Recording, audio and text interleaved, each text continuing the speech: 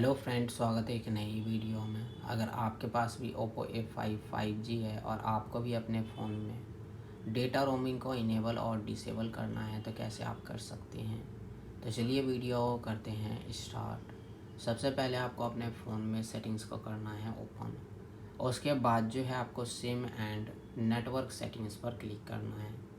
SIM select करना है और उसके बाद आपको यहाँ पर मिलेगा रोमिंग और राइट साइड में मिलेगा स्विच।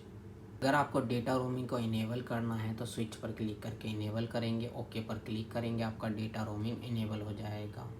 अगर आपको डेटा रोमिंग को डिसेबल करना है, स्विच पर क्लिक करेंगे, डेटा रोमिंग डिसेबल हो जाएगा। तो आज के वीडियो में बस इतना ही।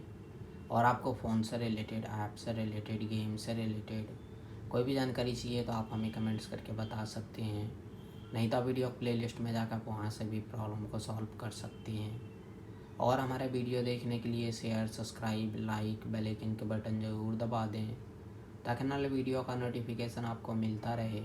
मिलते हैं नेक्स्ट वीडियो में एक नई टॉपिक के साथ। तब तक के लिए नमस्कार।